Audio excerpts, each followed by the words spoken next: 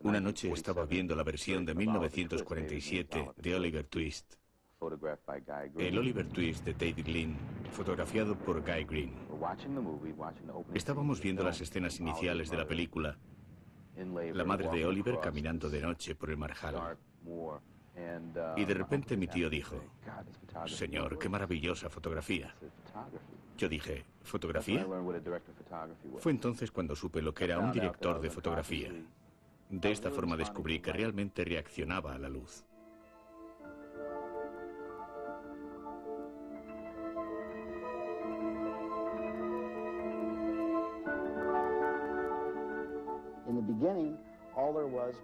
Al principio solo había un hombre con una cámara.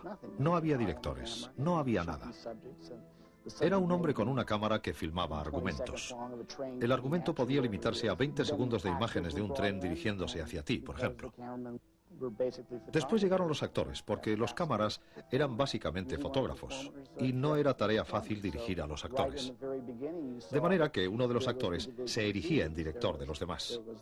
Desde el principio hubo una división de tareas. El director se ocupaba de los actores y el director de fotografía del resto. El trabajo del operador consiste en decirle al espectador dónde debe mirar. Le dice: mire ahí, esa mujer va a llorar y va a cantar un aria, o ese hombre va a desenfundar la pistola. A veces hacemos cosas sin darnos cuenta. Solo nos percatamos cuando vemos la película montada. Es algo que hacemos instintivamente, sin saber exactamente por qué. Pero son imágenes esenciales para la película. No sabría razonarlo, pero ahí están las imágenes. Los buenos operadores captan muy bien el argumento que quieren contar y filman ciertas imágenes esquivas que ayudan a contar la historia. Un buen director de fotografía es aquel que aporta algo esencial a la película. Sus imágenes ayudan a entender el guión, sintonizando con el lenguaje que ha querido emplear el director. Yo pienso visualmente. Se podría eliminar el sonido y aún así saber de qué trata la historia. Es toda una técnica visual. Hay un lenguaje mucho más complejo que el de las palabras.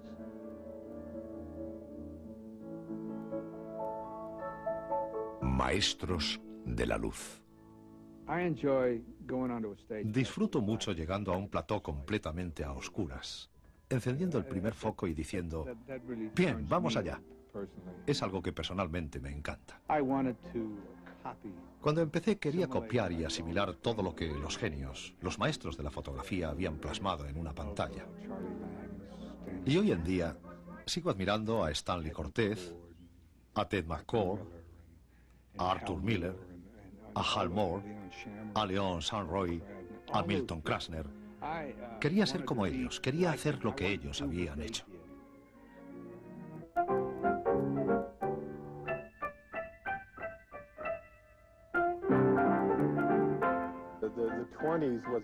La década de los 20 fue la edad de oro del cine, porque la cámara estaba libre de las trabas del sonido,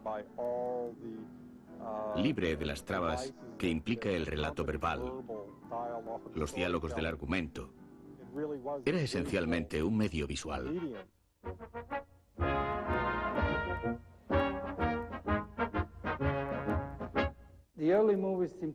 Las primeras películas eran más libres. Por ejemplo, las escenas de Las dos tormentas en las que Lillian Gish va saltando de un trozo de hielo a otro. Es prácticamente un documental. Es lo que realmente está haciendo. No había trucos ni platós.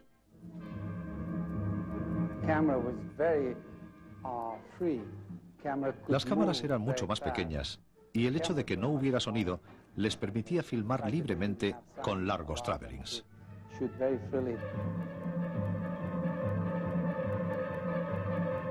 La cámara podía colocarse en cualquier parte.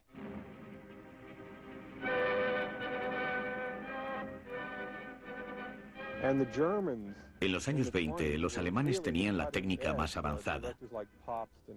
Directores como Pabst y Murnau utilizaron muchos de los elementos formales que habían surgido en Alemania: escultura expresionista, pintura y grafismo. introduciéndolos en el cine al trasladarse a Estados Unidos, como fue el caso del director Murnau.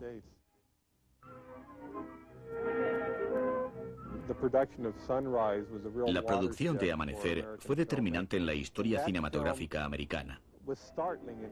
Fue una película innovadora en todos sus aspectos, tanto en el diseño como en la utilización de técnicas de iluminación expresionistas. Los personajes se definían mediante numerosos y complicados cambios de luz, utilizando técnicas de iluminación hasta entonces desconocidas en las películas americanas. Había que contar el argumento visualmente.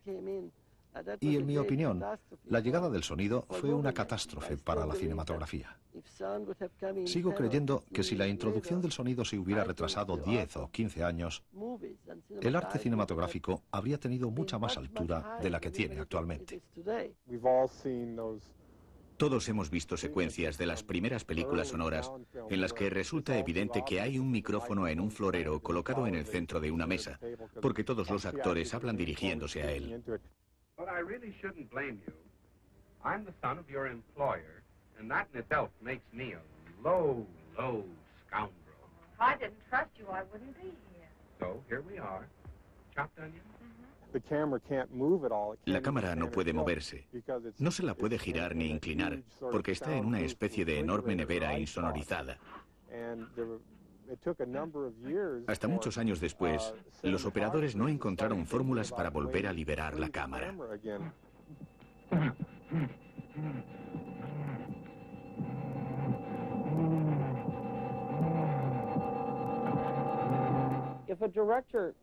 Hubo directores como Rubén Mamoulian que luchaban por la movilidad de la cámara, por hacer películas sonoras en las que no se registraba el sonido en cada toma, o que añadían la banda de sonido posteriormente.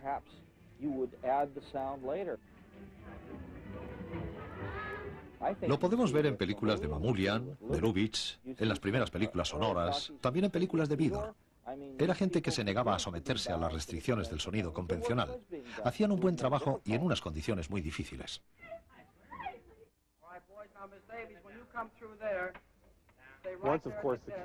Una vez que se consiguió introducir la cámara en un dispositivo portátil e insonorizado, se pudo transportar en un dolly o grúa pequeña y recuperó su movilidad.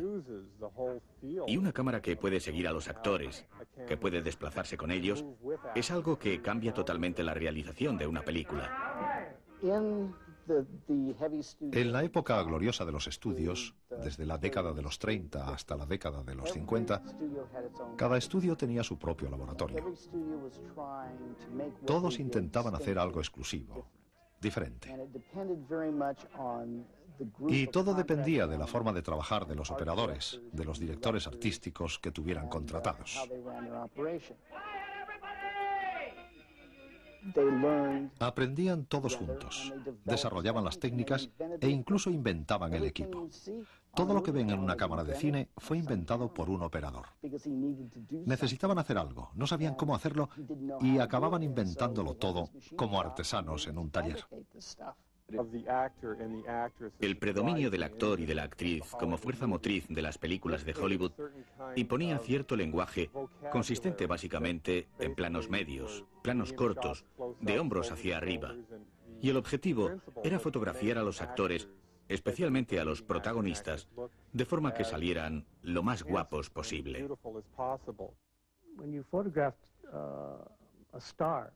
Cuando fotografiabas bien a una estrella, ésta tenía el suficiente poder como para contratarte, o al menos para presionar al estudio, a fin de que te contratara como operador en sus películas. Louis B. Mayer era un hombre muy inteligente. Llamaba al operador y le decía: mira, me da igual que la protagonista sea víctima de una inundación o de un incendio. Eso es lo de menos. Lo que quiero es que salga guapa. Y era lo primero que aprendíamos, porque de eso dependía que te mantuvieras en el puesto. Al operador le decían: pon sombras donde quieras excepto en las caras de los actores. Querían ver las caras. Esa era la norma. La mayor parte de la fotografía de esa época tiene una característica propia. En aquellos años, las grandes divas tenían un gran peso en las producciones e imponían a sus directores de fotografía. Greta Garbo solo aceptaba trabajar con el operador Bill Daniels. After all, when one may not have long to live, why shouldn't one have fancy? Se hicieron trabajos magníficos con actrices como Marlene Dietrich. Si el decorado tenía una iluminación de 1100 bujías por metro, a ella se la iluminaba con 1200 o 1250 bujías, de forma que sobresalía entre el resto de los personajes.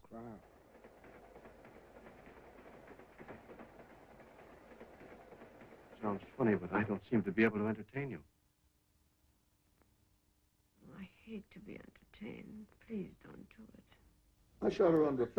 La fotografié en la película Deseo y descubrí que su rostro necesitaba un tipo de iluminación completamente diferente, una luz potente desde arriba que afinaba sus rasgos y la embellecía. Stenberg enseguida lo percibió y a partir de entonces ella insistía, decía, esa es la iluminación que me favorece, desde arriba.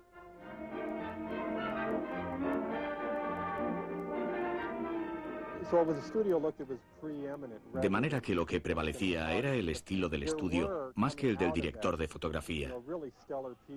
Pero estaban surgiendo operadores muy prestigiosos, como George Folsey, como Craig Tolan o Arthur Miller. Gente con una fuerza y un talento que trascendía del estudio para el que trabajaban.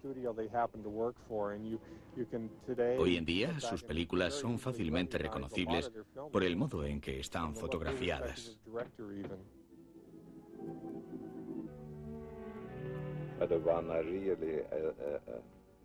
El operador que más me inspiró fue Greg Tolan. He visto todas sus películas y recuerdo que la primera fue Hombres Intrépidos.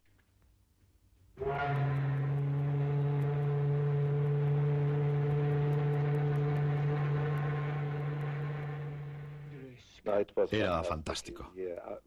Trabajaba utilizando toda la profundidad del campo visual y su iluminación era muy interesante porque jugaba mucho con los contrastes.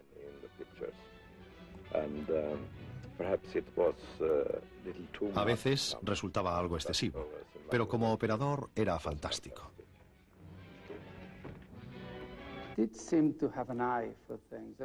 Tenía un instinto especial y una mentalidad creativa. Por ejemplo, nosotros, muchos años después, filmamos escenas con una luz de vela o una cerilla, algo que ya había hecho él en Las uvas de la ira. Y no disponía de la tecnología actual. Había menos fotogramas por segundo, pero ya tienes la impresión cuando describe esa casa vacía de que la luz procede de la mano y de la cerilla.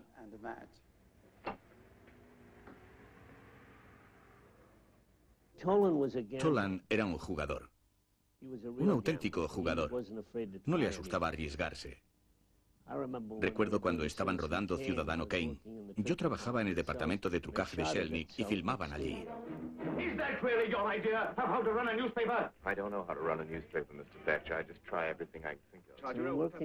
Trabajó junto a Orson Welles, que era otro jugador.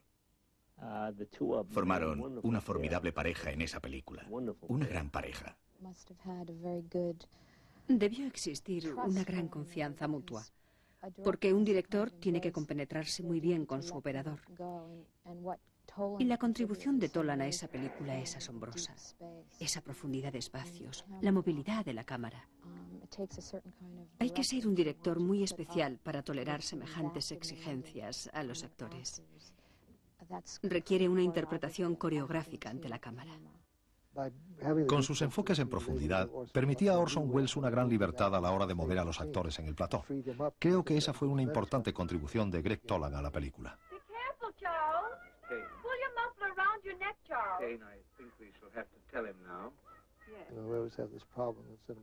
En el cine siempre ha existido la dificultad de seguir a un personaje en primer plano y enfocar a otro situado 6 metros por detrás. Greg, durante muchos años, experimentó con nuevas lentes más veloces que le permitían conseguir más luz y al tiempo una mayor profundidad en las tomas. Es una de las peculiaridades que dio ese dinamismo que caracteriza a Ciudadano Kane. Un dinamismo extraordinario para una película de aquella época.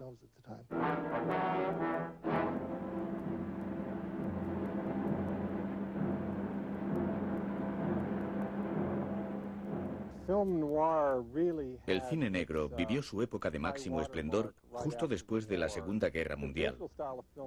El estilo visual del cine negro, en mi opinión, tiene su origen en las primeras películas expresionistas alemanas.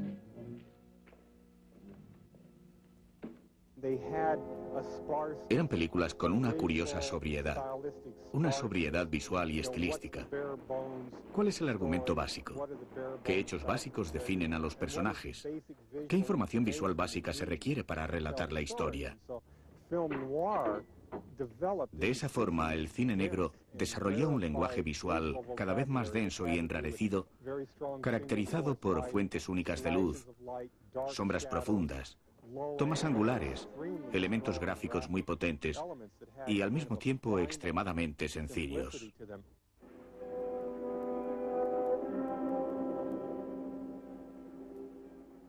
John Alton es uno de los más prestigiosos directores de fotografía del cine negro. Alton, como el resto de operadores de cine negro, no temían la oscuridad. Al contrario, realizaban un bosquejo con trazos muy simples, utilizando la oscuridad no como espacio negativo, sino como el elemento más importante de la escena.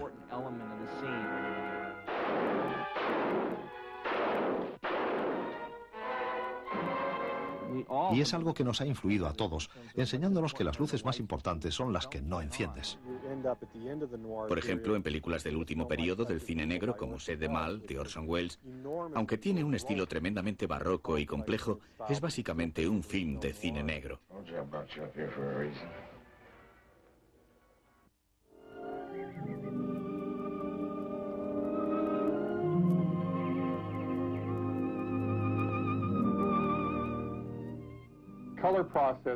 Los experimentos con el color datan de las primeras épocas del cine, mucho antes de que existiera de hecho una técnica elaborada. A veces los cineastas coloreaban a mano, fotograma a fotograma, secuencias enteras, incluso películas enteras. En la época del cine mudo se aplicaba un color tipo según las secuencias, azul para la noche, ámbar para el amanecer, etc. Ray Renahan había hecho obras magníficas empleando la técnica de dos colores. Posteriormente, se desarrolló el proceso tricolor, una técnica que tuvo una gran aceptación, ya que se consideraba como algo muy sofisticado.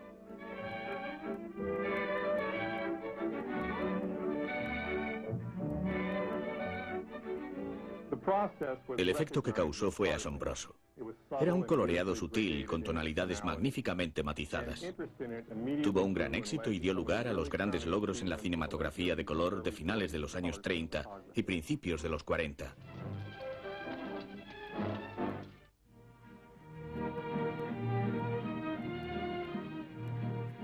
Never dance, my reputation be lost forever. Enough courage you can do without a reputation.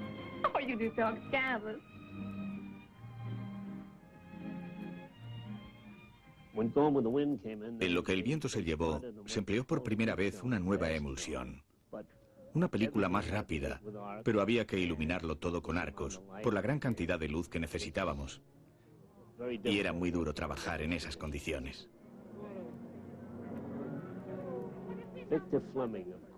Victor Fleming había sido operador antes de convertirse en director. Y conocía la cámara, conocía las limitaciones.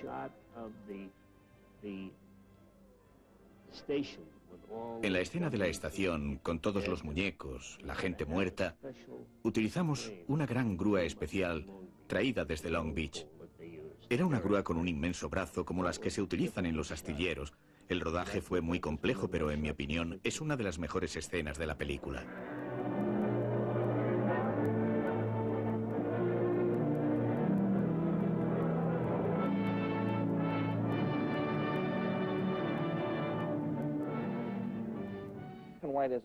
El blanco y negro es un medio mucho más abstracto.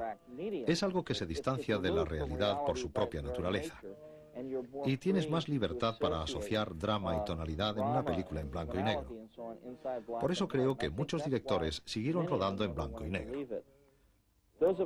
Los que nunca tuvimos oportunidad de rodar en blanco y negro, como yo, nos encantaría poder hacerlo.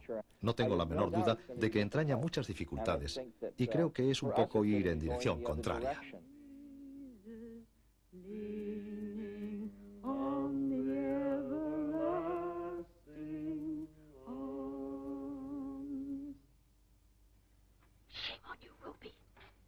around the house after that mad dog of a man.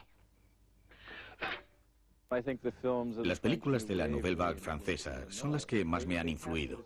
Captaban un sentido de la vida realmente maravilloso, dejando libre la cámara, moviéndose con ella. No colocaban la cámara en un lugar fijo, ni dependían de ella para moverse. Era como el rodaje de un documental, y conseguía meterte en la película de una forma que difícilmente lo conseguiría una cámara estática. No digo que fuera una innovación, porque en la película Napoleón, realizada por Abel Gance en 1926, ya están presentes todas las ideas que uno pueda concebir, incluso hoy en día, con Steadicams y demás.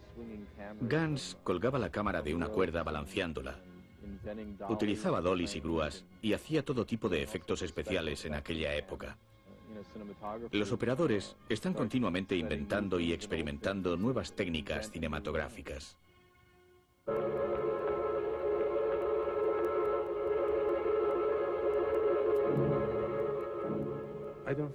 No creo que cualquier operador pueda trabajar con cualquier director.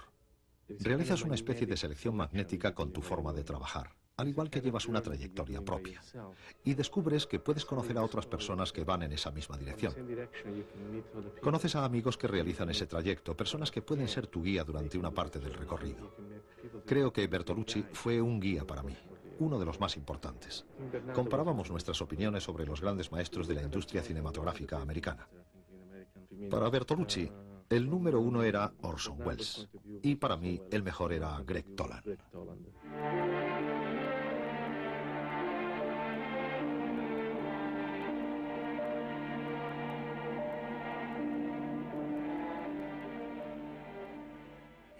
Somos los herederos de todos los directores de fotografía que nos precedieron.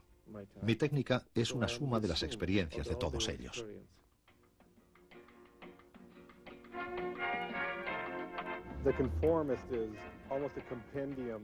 El conformista es un compendio de todo el lenguaje cinematográfico. Incorpora prácticamente la totalidad de las técnicas de diseño, fotografía y montaje existentes. Y todo ello de forma coherente y nítida.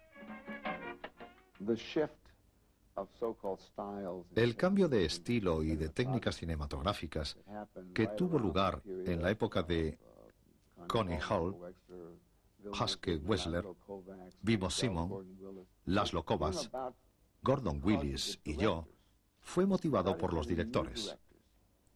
Surgían nuevos directores que no querían trabajar encorsetados en el sistema de estudios, querían rodar en exteriores.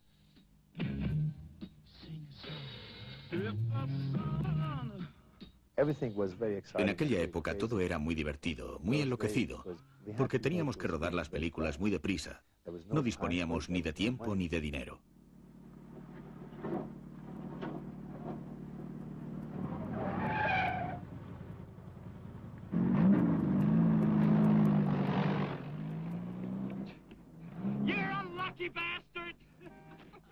No creo que existiera la opción color blanco y negro. Ese año se estaban rodando unas 112 películas en blanco y negro.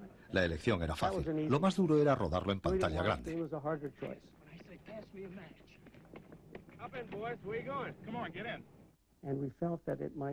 Y nos pareció el formato ideal para exhibir este material.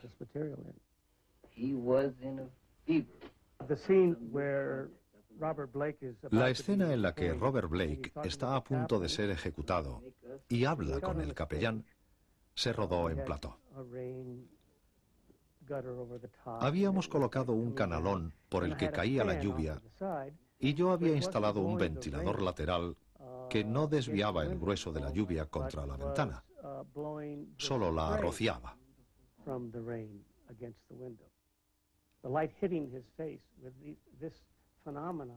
La luz que le iluminaba captó en su cara el reflejo de la ventana salpicada por la lluvia una sola vez. Hablé con Richard y le dije: Richard, mira su cara. ¿Entiendes lo que quiero decir? Hicimos otra toma y se podía ver el agua cayendo, deslizándose. Él estaba hablando de su padre. Es todo muy triste. Pronto morirá ahorcado. Pero su interpretación es muy seca, nada emotiva. El elemento visual estaba llorando por él.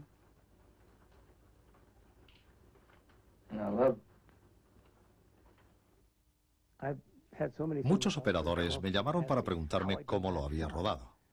Yo no lo había planeado, Richard tampoco. No hubo nada preconcebido. Fue puramente un accidente visual. Creo que podía más mi temor a no trabajar al estilo de Hollywood que mi arrogancia o mi convicción de que mi trabajo podría ser innovador. Así que intenté de algún modo combinar las dos tendencias. Las películas estaban desbordando el sistema hollywoodense. Recibías la influencia de la costa este, la influencia de los mercados extranjeros. Había directores como Roman Polanski,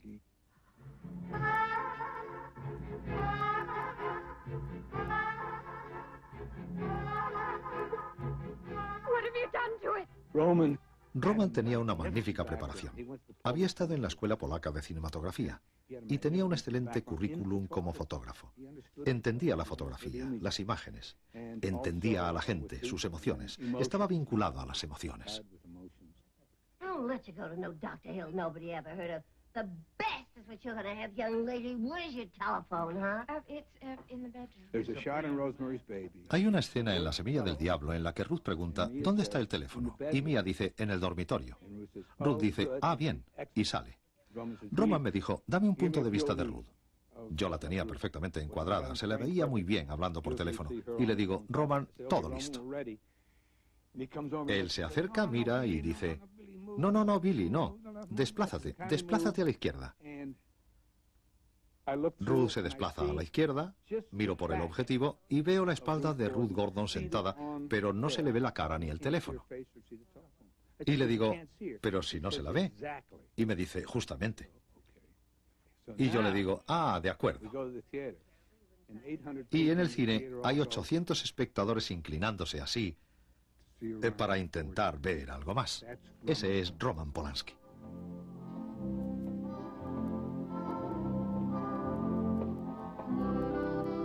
Nueva York tenía un estilo propio que yo llamaba estilo callejero.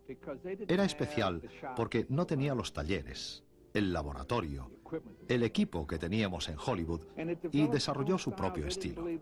No creían en la difusión, no creían en los métodos empleados por Hollywood a la hora de rodar una película de gran magnitud.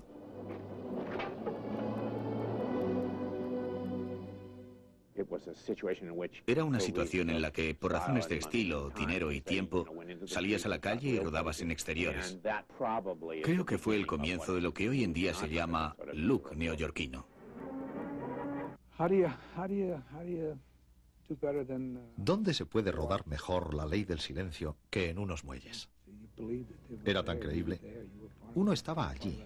Formaba parte de ese clima frío, formaba parte de ese gélido mundo, formaba parte de la historia.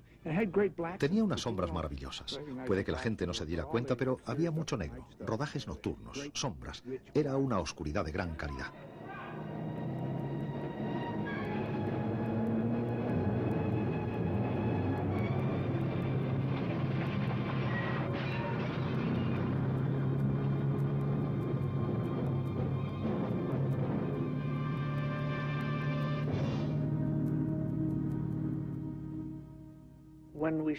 Cuando rodábamos en Nueva York, teníamos que improvisar. Todo se hacía con lo que tenías más a mano, con lo que encontrabas en la calle. Era muy duro, estaba siempre en las calles.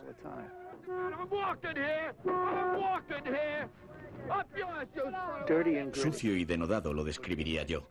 Algo que resulta evidente en películas como Cowboy de Medianoche.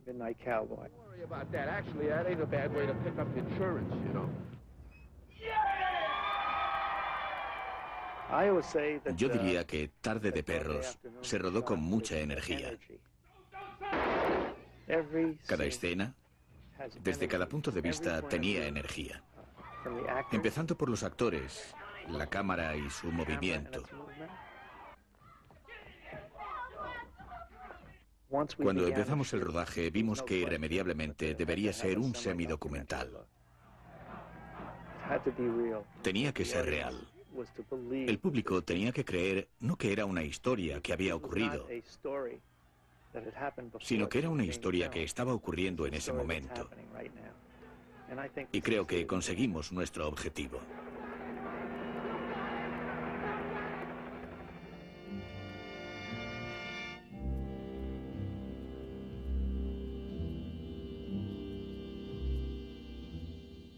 Cuando conocí a Martin Scorsese, estaba entrevistando a operadores, hablamos y yo jugaba con ventaja. Para mí, Taxi Driver tenía que ser una película de sindicatos, debía rodarse en Nueva York y con bajo presupuesto.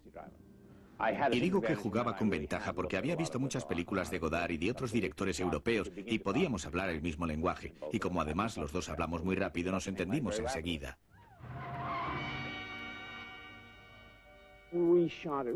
Resultó un rodaje bastante económico.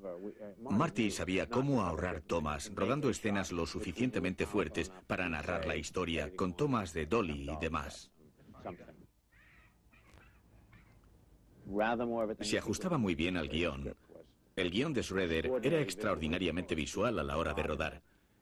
Hay muchos elementos ahí en el guión de Schroeder que te ayudan a saber lo que tienes que mirar, como las tomas desde arriba y el final de la película, que figuraban tal cual en el guión.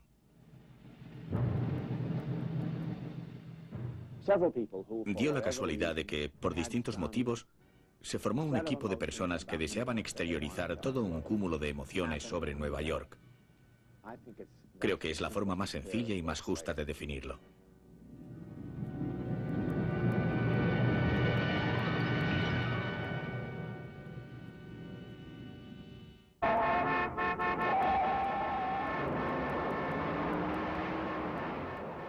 Me contrataron para realizar la fotografía de French Connection. Billy Friedkin estaba buscando un operador para la película y me dijo: los trabajos tuyos que hemos visto son de calidad, muy cuidados, a medio camino entre la publicidad y lo que quiero para esta película. Quiero que sea una película en las calles de Nueva York, dura, áspera. ¿Crees que podrás hacerla? Y le contesté: soy operador de cine. En principio estoy capacitado para hacer lo que me encarguen. Cuando se estrenó la película me etiquetaron como especialista en películas callejeras neoyorquinas, duras y descarnadas. You're exceptional in bed because you get pleasure in every part of your body when I touch it. You know what I mean? Like the tip of your nose, and if I stroke your teeth or your kneecaps. Para mí, Gordon Willis marca el antes y el después en la fotografía de cine americano. Toda la fotografía del cine americano moderno tiene en gran medida su punto de partida en Gordon. Me limité a fotografiar todo de una forma diferente. Y a veces eso fue objeto de controversia, porque hay gente que dice: esto no podemos hacerlo porque no se ha hecho nunca. Yo nunca lo hice por afán innovador, lo hice sencillamente porque me gustaba.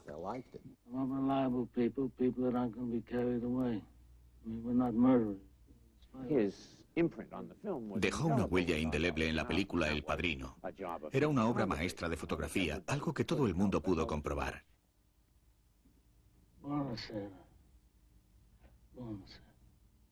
What have I ever done to make you treat me so disrespectfully? Muchas de las tomas que se hicieron con luz desde arriba o con una forma de iluminación especial surgieron de la necesidad de enfrentarse a un Marlon Brando con un determinado tipo de maquillaje. Era un ejemplo de diseño para hacer creíble un personaje y que luego se extendió a toda la película. Recibí muchas críticas. Me decían: no se ven los ojos de Brando. Había momentos en algunas de las escenas en las que deliberadamente quería ocultar sus ojos para que se pudiera ver a este misterioso ser humano pensando en algo o pensando en hacer algo, aunque en realidad no sabías qué diablos estaba pasando. Gordon, el príncipe de las sombras. Nunca he investigado mucho el tema de la subexposición, porque es algo que me aterra. Pero Gordon Willis es todo un experto en ese terreno. Ha convertido la subexposición en un arte. Tal vez me haya excedido un par de veces. En una escena entre Al y su madre, un papel interpretado por Morgana King en la segunda parte. En esa escena fui demasiado lejos. Creo que Rembrandt también se excedió un par de veces. No era el hecho de que todo estuviera a oscuras. El problema era que en el estudio decían: ¿cómo vamos a exhibir esta película en los autocines? Y la historia de siempre. Tienes que iluminarlo más, quiero más luz, hay que ver a los personajes. Piensa en los autocines. Los autocines estaban de capa caída, así que era algo que nos importaba muy poco. Cuando rodamos El Padrino, mi decisión de utilizar el amarillo se debió a que era una película amarilla. Amarillo rojiza. Yo la veía como de un tono cobrizo. Y si lo hice Fue porque me pareció lo más conveniente. Pero muchos años después se puso de moda el tono amarillo relacionado con las películas de esa época. Lo que haces desde un punto de vista visual no basta para que todo el resto funcione. Tiene que haber una buena dirección artística, un buen vestuario, una estructura de tomas adecuada, y la iluminación debe adaptarse a todo ese conjunto, independientemente de los filtros que utilices. El conjunto no depende solo de una parte.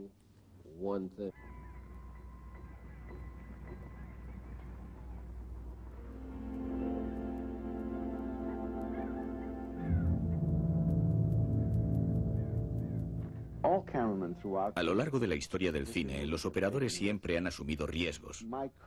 Los de mi generación, probablemente en mayor medida, porque teníamos mejores equipos a nuestra disposición. Teníamos mejores lentes, más precisas y de mayor nitidez. Podías colocar la cámara en lugares hasta entonces inimaginables. En Chinatown rodamos una escena con una Panaflex de mano en el interior de un cuarto de baño. En otra época, esta escena se habría rodado en un cuarto de baño instalado en un plató, con paneles movedizos y demás. Pero aquí Polanski consiguió una interpretación íntima y espontánea de sus actores, porque la cámara estaba ahí dentro con ellos.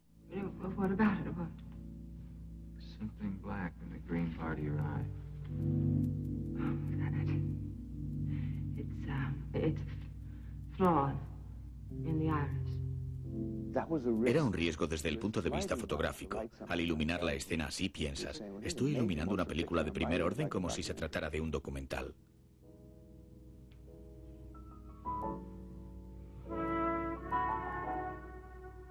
La idea inicial era rodar Chinatown en anamórfico, con una proporción dimensional de 2:35, pero Polanski me dijo, quiero utilizar tecnología moderna para rodar una película sobre el pasado como si la viera desde mi ventana, desde este siglo XX. Quiero ver qué aspecto tenía entonces. Por ejemplo, rodamos un primer plano de Faye Dunaway de este tamaño, pero el objetivo estaba a menos de 8 centímetros y era algo que te intimidaba. Pero Polanski lo utilizó como una técnica de dirección para intimidar al personaje de Evelyn Mulray. Mi reto era fotografiarla en toda su belleza. Daba vueltas a su alrededor con un foco en la mano desplazándome con ella. El foco la seguía y nunca se ve. A Polanski le encantaba ese tipo de cosas porque solía hacerlas en la Escuela Polaca de Cinematografía. Me obligaba a realizar una iluminación manual a pesar de mis protestas, pero resultó que tenía razón. Hacíamos cosas como obligar a Jack Nicholson a pararse en determinada marca y colocarle la cámara justo detrás de la oreja. Y le obligaba a respetar la marca. Si se pasaba, repetíamos la toma una y otra vez, porque Polanski quería darle ese toque de voyerismo. Su mente pensaba a 78 revoluciones por minuto las 24 horas del día. No lo hacía para complicar las cosas, sino para que todo saliera mejor.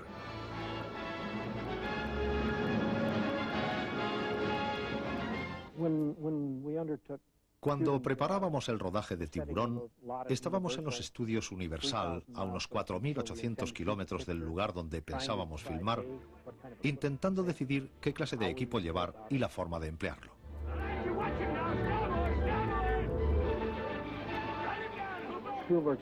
Spielberg me dijo, quiero la cámara fija en un trípode, no quiero que vaya de aquí para allá. Yo le contesté, Steve, así no se rueda una película marina, porque los espectadores vomitarán en las salas de cine. Lo que deberíamos hacer es rodar la cámara en mano.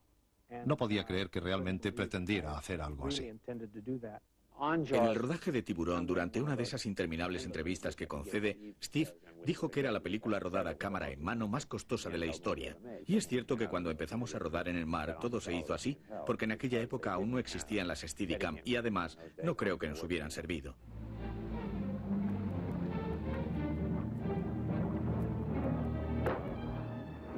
Creo que fue un espléndido trabajo de cámara. Si se fijan, casi todo fue rodado cámara en mano y se preguntarán cómo conseguimos hacerlo. Yo me siento muy orgulloso. Fue una especie de hazaña como ganar la triple corona. A los operadores les gusta hacer comparaciones con el béisbol. Siempre que podíamos, manteníamos la cámara al nivel del agua. No es algo que se perciba de inmediato, pero con el tiempo notas que se han hecho las tomas bajo el agua y el hecho de mantener la cámara como integrada en el agua da a la película una ambientación, una sensación especial que no hubiéramos conseguido utilizando otros métodos.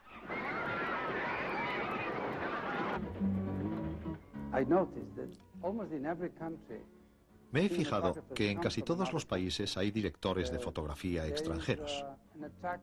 Hay cierta atracción por lo exótico. Un extranjero, ya sea europeo o de cualquier otro lugar, ve el país con una mirada más fresca y tal vez distinga mejor, sepa ver mejor los aspectos interesantes de un país que no es el suyo.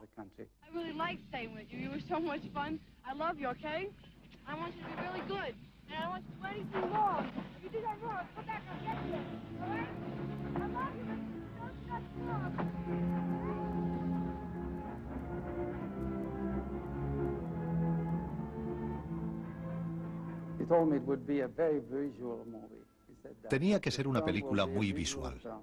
La película sería visual y se narrarían los hechos visualmente. No era muy frecuente dar semejante prioridad a la imagen. Normalmente los directores dan prioridad a los actores y al guión, pero aquí la historia se narraba a través de las imágenes.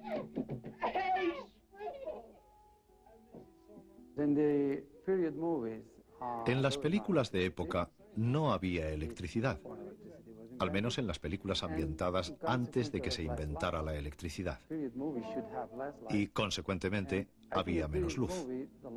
Yo creo que en este tipo de películas la luz debe entrar por las ventanas. Así es como vivía la gente. La hora mágica es un eufemismo, porque no es una hora. Dura unos 20 o 25 minutos máximo. Es el momento en el que se oculta el sol. Y cuando el sol desaparece, antes de que se haga de noche, el cielo está iluminado, aunque no haya sol, y es una luz muy suave. Tiene algo de magia. Eso nos limitaba el tiempo de rodaje a 20 minutos utilizables al día, pero en la pantalla quedaba compensado. Le daba un aspecto mágico, una gran belleza, un toque romántico, algo que solo se podía conseguir con fotografía en color. Rodamos Días del Cielo en 1976, aunque no se estrenó hasta el 78 o el 79, pero la rodamos en el 76. El material no era tan sensible como el que existe actualmente. Hoy puedes rodar con una lámpara de queroseno que consuma realmente queroseno. En aquella época teníamos que introducir una bombilla eléctrica en los faroles. Pero lo importante es que realmente la luz procedía de esos faroles. Creo que fue una innovación.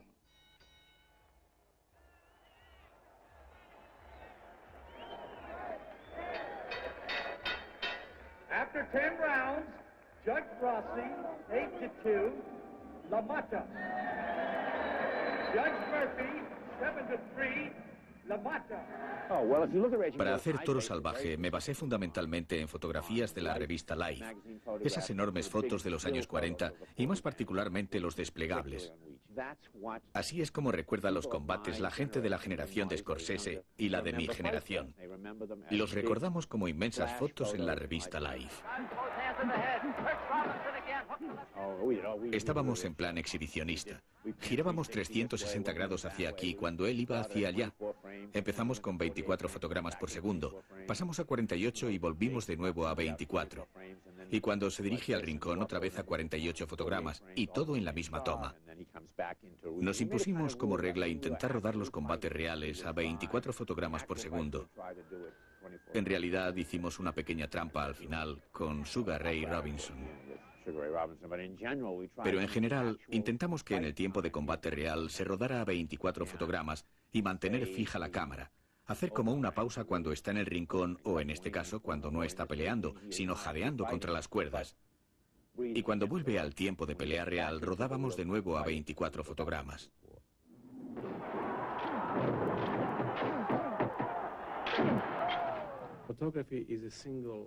La fotografía es un arte individual, como la pintura, la literatura, la música. La fotografía de cine es un arte comunitario.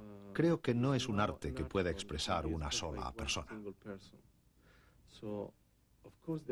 Naturalmente está el director, que es como el principal autor de esta expresión conjunta. Porque si hay varias personas expresándose en la misma forma artística, pueden ir en direcciones diferentes. Tiene que haber un responsable máximo del guión, de la música, de los decorados, del vestuario, de la fotografía, del montaje.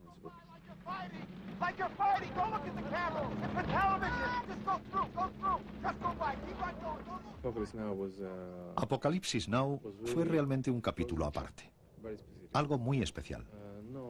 No solo porque fue la película más larga, en el lugar más alejado, la más difícil, la más costosa y la más peligrosa que he hecho en mi vida. Muy probablemente ha sido también la más emotiva.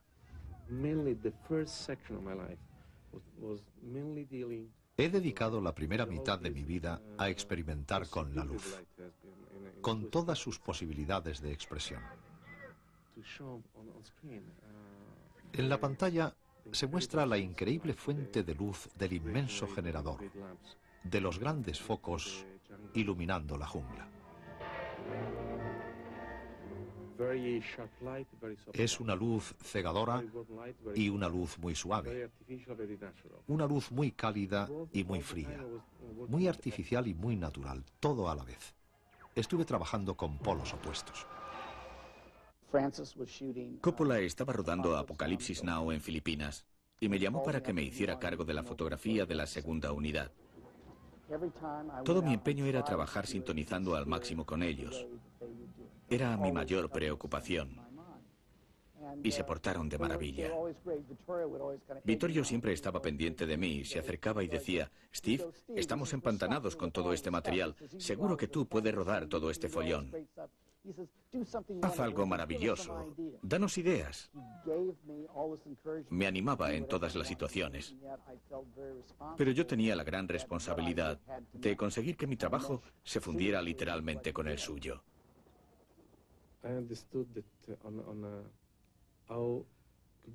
Comprendí lo importante que es viajar, ir a otro país, utilizar otra lengua, utilizar otra industria e intercambiar energías.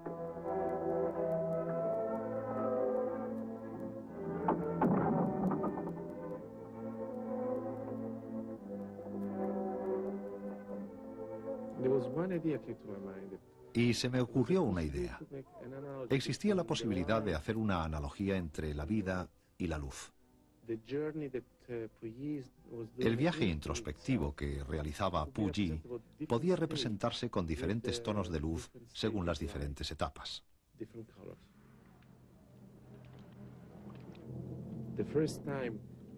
Cuando se corta sus propias venas, ve por primera vez el rojo.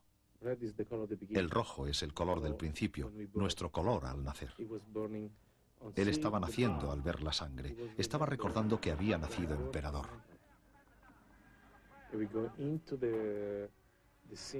Y pasamos a la escena en la que llegan unos hombres con antorchas a llevárselo. Y en la película vemos el color naranja. El naranja como color cálido de la familia, el color de la ciudad prohibida. Iluminé todo el entorno de Puyi para dar una sensación de familia, de calor, de abrazo maternal. El amarillo es el color de nuestra identidad cuando somos seres conscientes. Es el color con el que se ha presentado al emperador. Es el color que más atrae a la luz, el que mejor representa al propio sol. El verde es conocimiento. El verde aparece por primera vez con la llegada del preceptor. Viene con una bicicleta verde. Es el conocimiento de algo. Hasta ese momento, Puyi estaba viviendo en la ciudad prohibida. Desde ese momento, empieza a vivir con un color prohibido para él. No conocía una parte del espectro de colores: verde, azul, índigo, violeta. Solo conocía el rojo, el naranja y el amarillo. El emperador no debe conocerlo todo, solo debe conocer una parte, porque el conocimiento puede dañarle.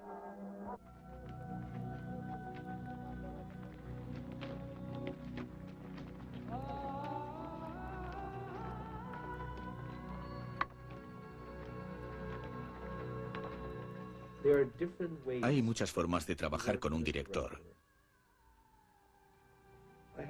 Yo tengo una maravillosa relación profesional con Martin Scorsese, que es el director más visual de todos aquellos con los que he trabajado.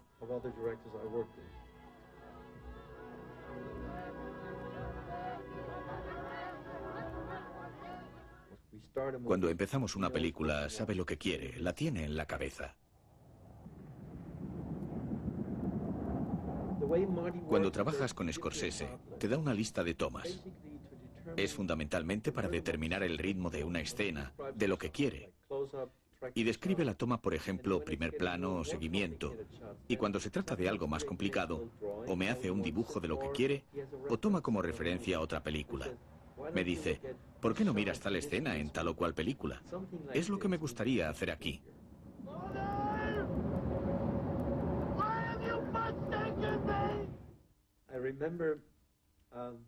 Recuerdo una toma que Scorsese nunca había rodado y tenía dudas sobre el resultado.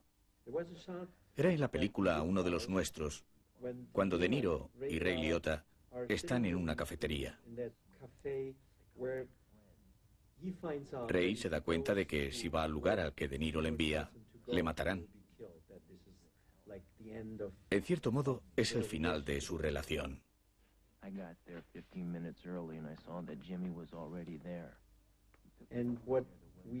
Lo que hicimos fue desplazar la cámara hacia atrás, pero sin cambiar para nada el encuadre. Empezamos con 2 tomas, la cámara se aleja y luego hacemos un zoom, pero el trasfondo cambia por completo. Y resulta muy interesante, porque te sugiere una historia. Empiezas a pensar, ¿qué pasa? Aquí está cambiando algo, pero ellos siguen ahí sentados hablando. Lo que cambia es el mundo a su alrededor. Fue algo que me gustó y a Scorsese le encantó.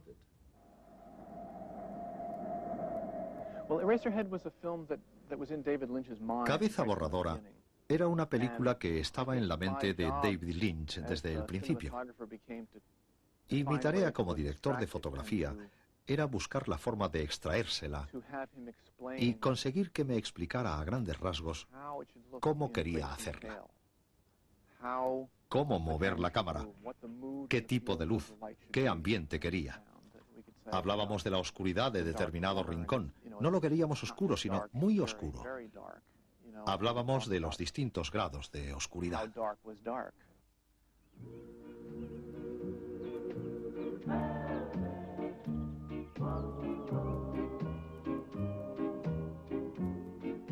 She wore blue velvet. La gran ventaja de Terciopelo Azul fue que tuvimos mucho tiempo para prepararla. David escribió el guión para un estudio, pero no se decidían a producirlo, y durante un tiempo quedó todo en el aire. Leí el guión y hablamos. Nos preguntábamos, ¿cómo será ese pueblo? ¿Como alguno que conocemos? ¿Qué hacen los personajes en ese lugar? ¿Cómo será el apartamento de Dorothy en el que transcurrirá gran parte de la acción? ¿Qué colores usamos? Y estuvimos dándole vueltas al proyecto durante un par de años. Fue fantástico. Es algo que no suele pasar.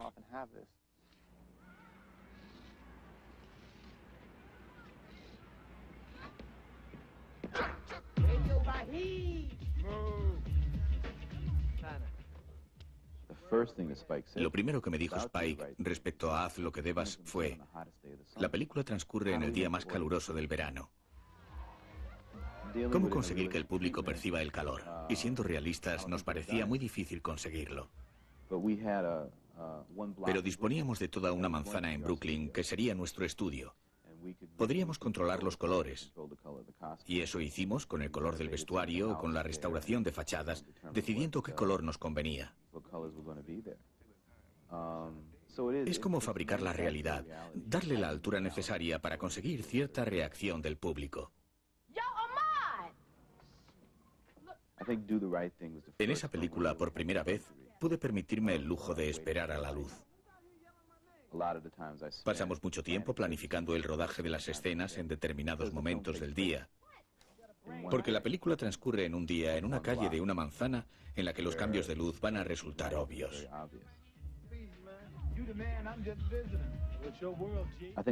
Creo que Spike confía mucho en mí, en su equipo. Y es vital para él, porque tiene que soltar las riendas de la dirección y ponerse delante de la cámara bastante a menudo. Y en esas ocasiones depende de mí. Soy su ojo objetivo. Si el director es a la vez intérprete de la película y responsable del guión, el director de fotografía es el responsable de la iluminación de la película y de la forma en que contribuye a narrar la historia.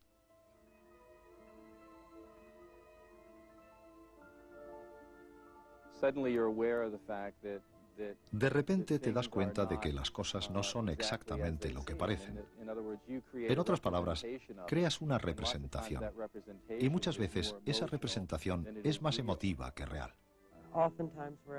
A menudo nos piden que imitemos a otros. Es muy desconcertante que te digan, imita por completo tal película. Todos aprendemos de otras películas y tratamos de emular a los grandes directores de fotografía.